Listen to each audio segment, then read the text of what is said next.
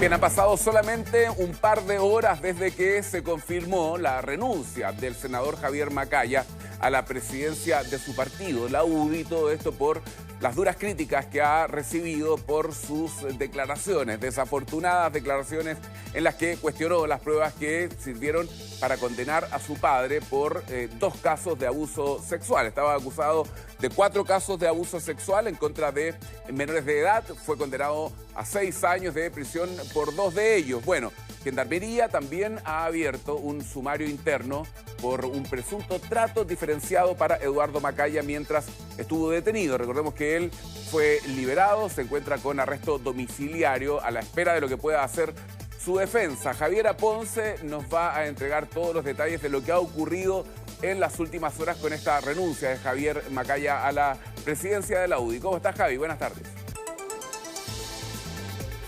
Hola, muy buenas tardes. Claro, son varias aristas, ¿no?, las que tiene todo este caso. Por un lado, todo lo que tiene que ver con el entramado judicial y que allí, por cierto, ya hay novedades respecto de lo que tú ya adelantabas, ¿no? Un sumario que se abre para determinar si es que hubo o no privilegios para Eduardo Macaya mientras estuvo en un centro penitenciario. Por corto tiempo alcanzó a estar allí, pero aparentemente, según recoge un medio de comunicación, habría estado en ese lugar con ciertas diferencias en relación a otros reos, con mayor espacio en un sector de hospital, más bien, y no donde están recluidos los demás internos. Todo eso es parte de lo que, por transparencia, dijo el ministro Cordero, se ha instruido a Gendarmería que haga un sumario para que todo esto pueda finalmente aclararse.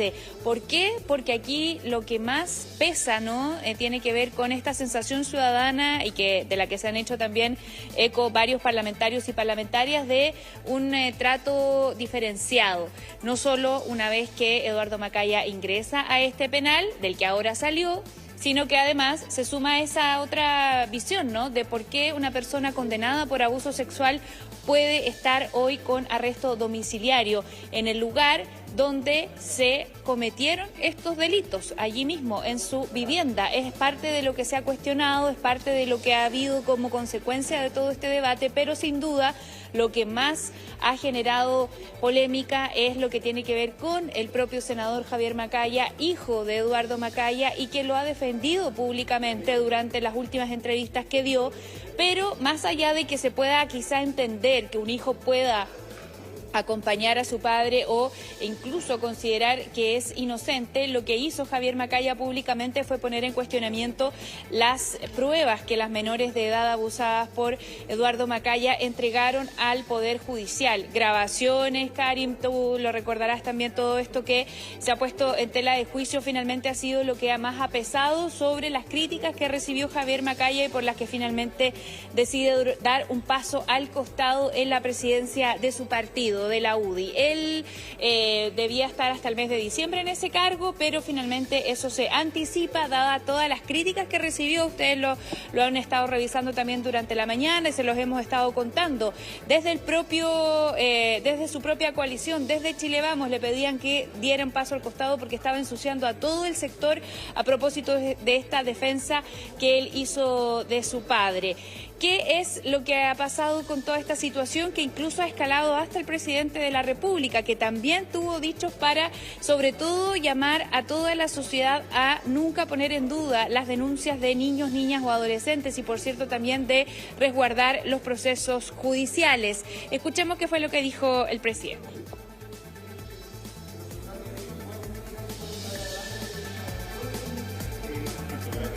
Nosotros desde el gobierno lo que señalamos es que nadie puede tener ningún tipo de privilegio. Por eso hemos instruido un sumario en Gendarmería para determinar si es que hubo algún tipo de privilegio para este caso en particular.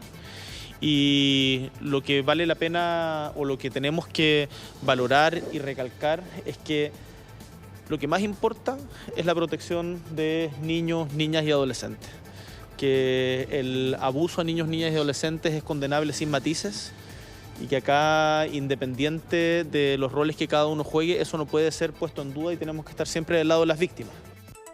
Bien, hay declaraciones del presidente Javi respecto a esto que tiene varias aristas, ¿no? Una arista judicial, una arista política.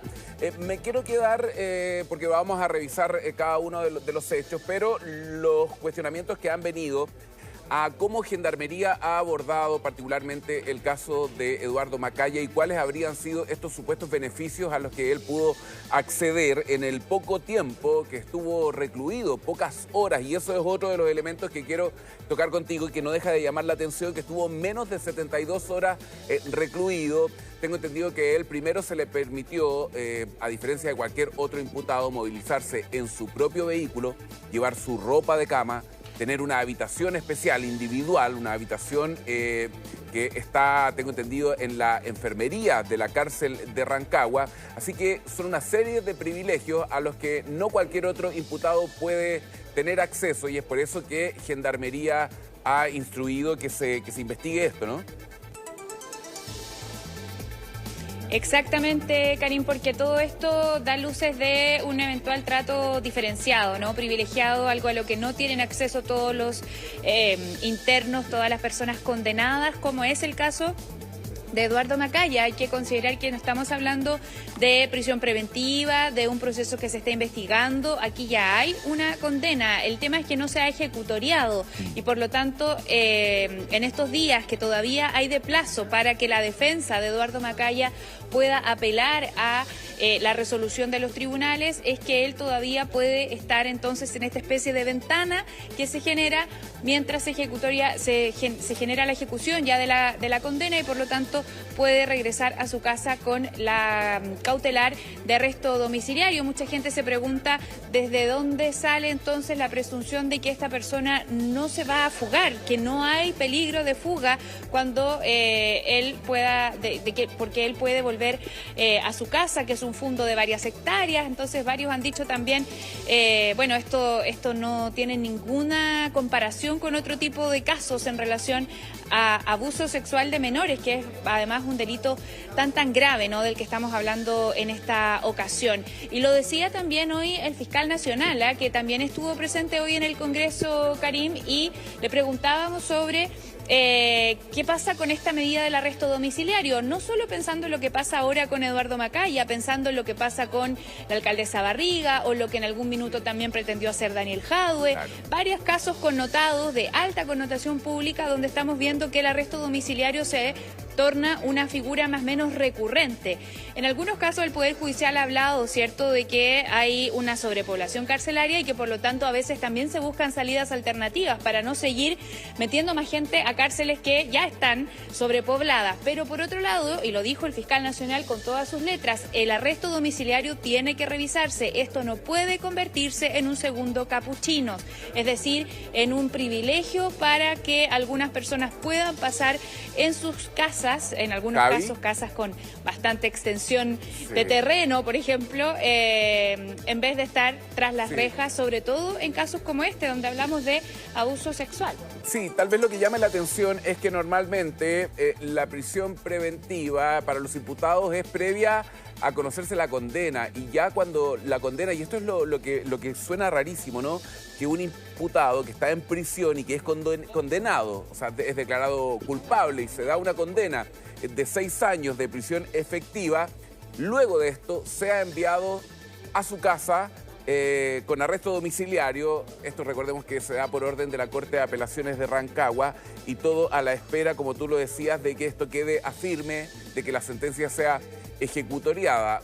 Es decir, Eduardo Macaya está en su casa a la espera de que sus abogados defensores puedan de alguna manera conseguir la nulidad del juicio, que es la única opción que tendría, ¿o no? O si no, tendría que volver a cumplir de manera efectiva con esta condena a un recinto penitenciario. Exactamente, lo que está pasando acá es que como la medida cautelar que él tenía previo a la condena era la de arresto domiciliario, que se consiguió luego del pago de 150 millones de pesos, que también fue algo bien cuestionado de por qué una persona que está siendo investigada por abuso sexual tiene la posibilidad de pagar una fianza, pero así funciona.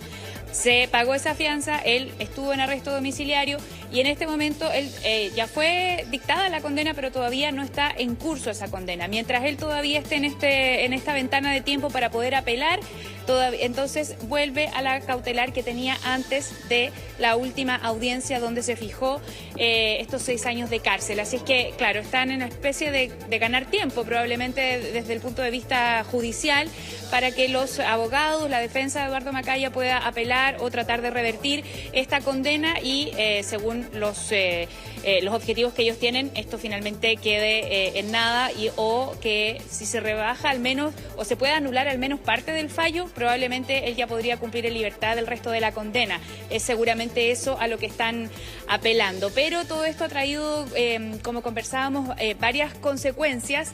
En lo político, principalmente, muchísimas críticas a Javier Macaya, el senador de la UDI, presidente de la UDI hasta hace un par de horas también. Él ha decidido, tras estas críticas que vinieron incluso de su propio sector, donde incluso Evelyn Matei, la alcaldesa y eventual candidata del sector, también le quita el piso hoy en la mañana cuando hace esta declaración diciendo que no corresponde en ningún caso hacer una defensa de alguien que está condenado por abusar de menores. Por lo tanto, el piso con el que contaba Javier Macaya hoy al mediodía ya era bastante inestable.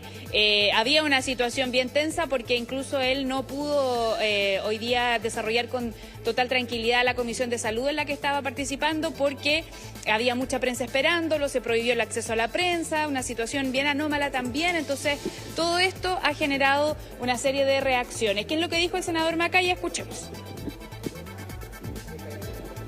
Reconozco un error en mencionar un detalle procesal del caso en una frase que es desafortunada porque en el fondo muestra poca empatía respecto a un tema que es fundamental, que es la defensa de la niñez. Pero no debió haber hecho eso, y lo digo desde el punto de vista porque creo que es un error que también cometió la ministra Orellana cuando hace una mención respecto a esto, y acá lo que corresponde es el respeto de las resoluciones judiciales. Yo voy a tener siempre respeto a lo que establezca el Poder Judicial, más allá de que la persona sea mi padre o no. Siempre respeto y cercanía con las menores que aparezcan involucradas en esto.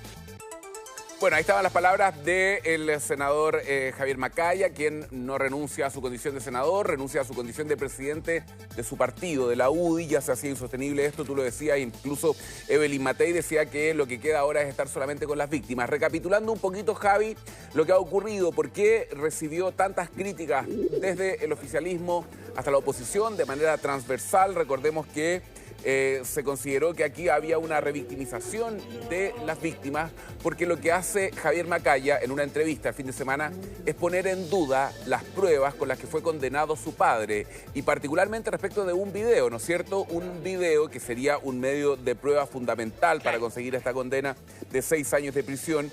Y lo que dice Javier Macaya es que este video estaba editado, que fue grabado sin su consentimiento y en un contexto familiar. Esos son los cuestionamientos que él hace y desde ahí comienzan a surgir todas estas críticas, ¿no? Exactamente, y son videos que, claro, grabó una de las menores implicadas en esto, según se ha podido ya también tener más información. En el fondo decide grabar lo que le estaba pasando a otra niña de la familia, porque ella también le había pasado y ella quería denunciarlo y no encontró mejor forma de hacerlo que grabar esto. Por lo tanto, poner en duda la veracidad de la grabación que hace una menor es algo que le costó finalmente bien caro a Javier Macaya, a propósito de que él habla, como tú decías, Karim, de un video que estaba editado, que fue grabado sin el consentimiento de la persona, es decir, de Eduardo Macaya. Evidentemente él no sabía que estaba siendo grabado, era la única manera en que las víctimas encontraron un espacio para poder denunciarlo y que les creyeran. Ese es un tema que a lo mejor también no se ha tocado tanto entre la gran cantidad de reacciones que ha habido acá. Sí. Pero estamos hablando de que muchas veces estas denuncias, al no tener ninguna prueba contundente, quedan ahí archivadas porque no hay cómo demostrar que esto efectivamente pasó. Y aquí estamos hablando de menores que decidieron grabar a esta persona para asegurarse de que les iban a creer.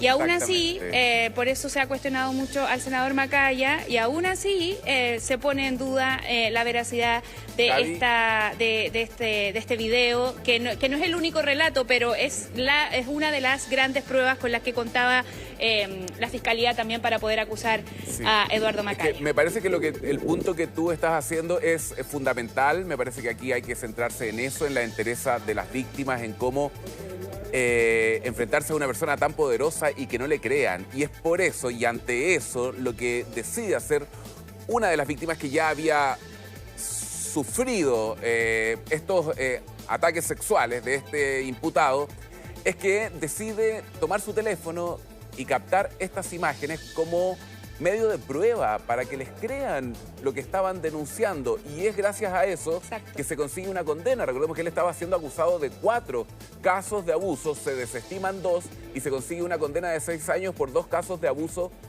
a 2 menores de edad, de 11, 12 años aproximadamente, estas niñas que graban estos videos, una de las cuales ya había sido víctima de ello, y para que le crean decide grabar, y es ahí donde hay que destacar sin duda la entereza con la que actuaron las víctimas y todo lo que se ha generado respecto de poner en duda eso, ese video, esas pruebas. Es una revictimización, y es por eso que fue tan condenada la defensa que hace Javier Macaya de su padre, ¿no? Exactamente. Y él, bueno, hoy por la mañana, cuando lo esperábamos afuera de la Comisión de Salud para poder preguntarle sobre esto, efectivamente, como ustedes ya escuchaban, él reconoce un error en haberse referido a esta parte de la prueba, esta parte del proceso, dice. No queda tan claro si él sigue sosteniendo que su padre es inocente, sino más bien se da a entender o se desprende de sus palabras que él observa un error en la manera en que él comunicó esto a los medios de comunicación el fin de semana. Pero aparentemente la visión que tiene la familia es muy distinta de lo que ocurre con la visión que tienen los tribunales. Aquí hay pruebas, hay testimonios, en fin, pero claro, se ponen en duda, y eso es lo que finalmente también hace que se genere una ola de críticas, porque también hay que pensar en qué puede estar pensando en este minuto una persona que es víctima de abuso sexual y cuestionándose si denunciar o no. Denunciar o no, cuando puede haber quienes no le crean y que públicamente tengan la palestra para poner en duda ese tipo de pruebas y de testimonios. ¿Qué ha dicho el gobierno también? ¿Qué ha dicho la ministra de la Mujer? ¿Qué han dicho las autoridades respecto de toda esta situación? Los invito a que revisemos también esas declaraciones. Hoy se está atacando a una menor de edad por no ser parte de familia consanguínea o por decir que se editó un video, porque tuvo que llegar a grabar. Esa es la gran pregunta. Y por lo tanto, es un llamado a la responsabilidad y a que cuidemos esto que es tan frágil, que es la confianza en la posibilidad de que una denuncia pueda cambiar el destino de un niño o niña, porque es así de radical la situación. Tenemos una responsabilidad respecto a las víctimas, en especial cuando son menores de edad.